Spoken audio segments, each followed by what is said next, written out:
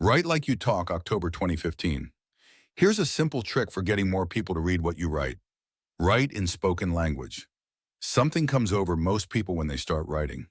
They write in a different language than they'd use if they were talking to a friend. The sentence structure and even the words are different. No one uses pen as a verb in spoken English. You'd feel like an idiot using pen instead of write in a conversation with a friend.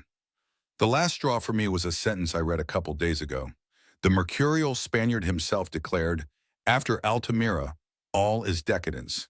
It's from Neil Oliver's A History of Ancient Britain. I feel bad making an example of this book because it's no worse than lots of others. But just imagine calling Picasso the mercurial Spaniard when talking to a friend. Even one sentence of this would raise eyebrows in conversation, and yet people write whole books of it.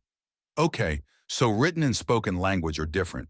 Does that make written language worse? If you want people to read and understand what you write, yes.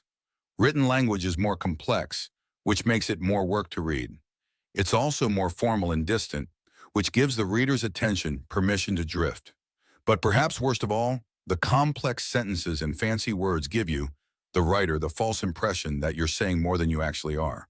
You don't need complex sentences to express complex ideas.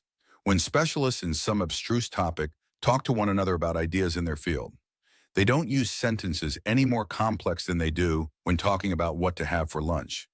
They use different words, certainly, but even those they use no more than necessary. And in my experience, the harder the subject, the more informally experts speak. Partly, I think, because they have less to prove, and partly because the harder the ideas you're talking about, the less you can afford to let language get in the way. Informal language is the athletic clothing of ideas. I'm not saying spoken language always works best. Poetry is as much music as text. So you can say things you wouldn't say in conversation. And there are a handful of writers who can get away with using fancy language in prose.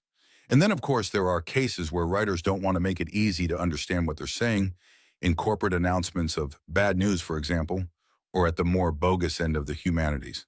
But for nearly everyone else, spoken language is better. It seems to be hard for most people to write in spoken language.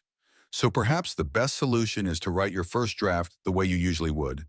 Then afterward, look at each sentence and ask, is this the way I'd say this if I were talking to a friend? If it isn't, imagine what you would say and use that instead.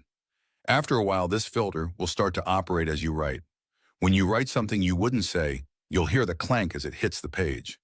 Before I publish a new essay, I read it out loud and fix everything that doesn't sound like conversation.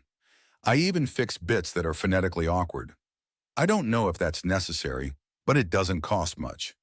This trick may not always be enough. I've seen writing so far removed from spoken language that it couldn't be fixed sentence by sentence. For cases like that, there's a more drastic solution. After writing the first draft, try explaining to a friend what you just wrote. Then replace the draft with what you said to your friend. People often tell me how much my essays sound like me talking.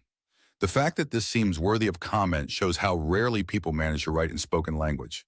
Otherwise, everyone's writing would sound like them talking.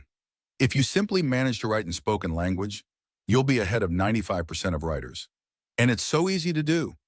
Just don't let a sentence through unless it's the way you'd say it to a friend.